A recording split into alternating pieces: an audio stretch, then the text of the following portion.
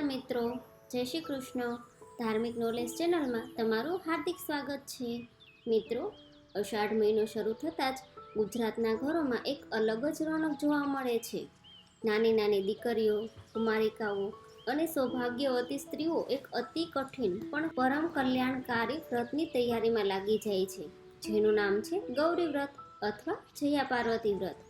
મીઠા વગરનું મોડું ખાવાનું, 5 દિવસ સુધી અખંડ શ્રદ્ધા રાખવાની અને છેલ્લી રાત્રે જાગરણ કરવાનું. આ કોઈ સામાન્ય વ્રત નથી, પણ દીકરીઓના ત્યાગ અને સંસ્કારની પરાકાષ્ઠા છે.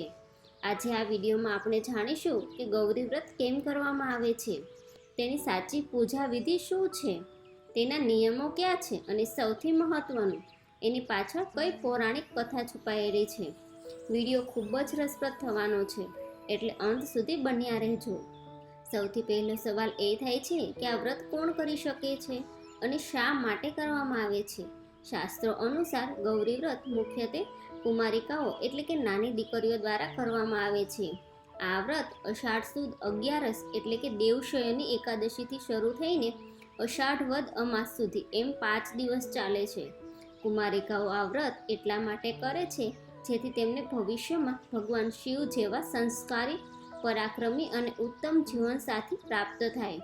સાથે જ ઘરમાં સુખ, શાંતિ અને સમૃદ્ધિ વધે. માતા પાર્વતીએ પણ ભગવાન શિવને પતિ સ્વરૂપે મેળવવા માટે હિમાલયમાં આવું જ આકરું તપ કર્યું હતું. આ વ્રત આપણી દીકરીઓને નાની ઉંમરથી જ સહનશક્તિ, નિયમબદ્ધતા અને ધાર્મિકતાના પાઠ શીખવે છે. હવે વાત કરીએ પૂજા વિધિની. આ વ્રતની શરૂઆત જવારા, જેને આપણે કાવા પણ કહીએ છીએ, તે વાવવાથી થાય છે. 11ના થોડા દિવસ પહેલા અથવા 11ના દિવસે જ એક નાની માટીના પાત્રમાં 7 ધાન્ય જેવા કે જવ, ઘઉં, ડાંગર વગેરે વાવવામાં આવે છે. દરરોજ સવારે વહેલા ઉઠી સ્નાન કરીને દીકરીઓ સુંદર વસ્ત્રો પહેરે છે. ત્યારબાદ જ જવારાની પૂજા કરવામાં આવે છે. જવારાને કુમકુમ, ચોખા અને ફૂલ ચડાવવામાં આવે છે.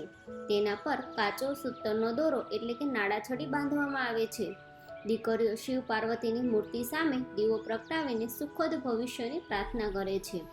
આ 5 દિવસ દરમિયાન દરરોજ જવારામાં પવિત્ર જળ ચડાવવામાં આવે છે, જેથી તે લીલાછમ અને ઘટાદાર ઉગે. જવારા જેટલા સારા ઉગે તેટલું જ ઘરમાં શુકનવંતું માનવામાં આવે છે. કોઈ પણ વ્રત તેની કથા વિના અધૂરું છે. તો ચાલો સાંભળીએ ગૌરી વ્રતની પવિત્ર વાર્તા. પ્રાચીન સમયમાં એક નગરમાં એક ગરીબ પણ પરમ ધાર્મિક બ્રાહ્મણ અને બ્રાહ્મણી રહેતા હતા. તેઓ ભગવાન શિવના ચુસ્ત ભક્ત હતા, પરંતુ તેમને કોઈ સંતાન ન હતું. એક દિવસ ભગવાન શિવ તેના ભક્તિથી પ્રસન્ન થયા અને સ્વપ્નમાં આવીને કહ્યું, તમારા આંગણે એક સુંદર દીકરીનો જન્મ થશે, પણ તેનું આયુષ્ય અલ્પ હશે. થોડા સમય પછી બ્રાહ્મણીએ એક સુંદર દીકરીને જન્મ આપ્યો, જેનું નામ રાખ્યું જયા. જ્યારે જયા લગ્ન યોગ્ય થઈ ત્યારે એક દિવસ તેના પતિ જંગલમાં ફૂલ લેવા ગયો. ત્યાં તેને એક ઝેરી સાપે ડંખ માર્યો અને તે બેભાન થઈને ઢળી પડ્યો. જયા તેના પતિની રાહ જોતી રહી. જ્યારે તે જંગલમાં ગઈ ત્યારે પતિની અવસ્થા જોઈને તે રડવા લાગી અને માતા પાર્વતી તથા મહાદેવનું સ્મરણ કરવા લાગી. તેણે ત્યાં જ જંગલમાં માટીના શિવલિંગ બનાવી મીઠા વગરનો આકરો ઉપવાસ કર્યો અને 5 દિવસ સુધી અન્ન અને જળનો ત્યાગ કરીને તપ કર્યું. જયાની આ ભક્તિ જોઈને માતા પાર્વતી પ્રસન્ન થયા અને તેના પતિને નવજીવન આપ્યું. બસ ત્યારથી જ આ વ્રત જયા પાર્વતી વ્રત અથવા ગૌરી વ્રત તરીકે ઓળખાયું. મિત્રો, આ વ્રત જેટલું પવિત્ર છે તેટલા જ તેના નિયમો કડક છે. આ વ્રતમાં સૌથી મહત્વનો નિયમ છે અલુણું, એટલે કે મીઠા વગરનું ભોજન કરવું. 5 દિવસ સુધી દીકરીઓ શાક, દાળ કે નમકવાળી કોઈ વસ્તુ ખાઈ શકતી નથી. તેઓ દૂધ, ડ્રાયફ્રૂટ્સ, ફળો અને ઘઉંની મોળી પૂરી કે શીરો ખાઈને રહે છે. આ વ્રત દીકરીઓને જીભ પર કાબૂ રાખતા અને સંયમ જાળવતા શીખવે છે. આ સિવાય 5 દિવસ દરમિયાન કોઈની નિંદા ન કરવી, ગુસ્સો ન કરવો અને મનમાં શુદ્ધ વિચારો રાખવા ખૂબ જરૂરી છે. વ્રતના 5મા દિવસે આવે છે સૌથી રોમાંચક ભાગ, જાગરણની રાત. 5મા દિવસે રાત્રે દીકરીઓ ઊંઘતી નથી. આખી રાત જાગીને માતાજીના ગરબા ગાય છે, ભજનો ગાય છે અને અંતાક્ષરી કે વિવિધ રમતો રમે છે. આ જાગરણ માત્ર જાગવા ખાતર નથી, પણ રાત્રિના શાંત વાતાવરણમાં આધ્યાત્મિક ઉર્જા મેળવવાનો સ્ત્રોત છે.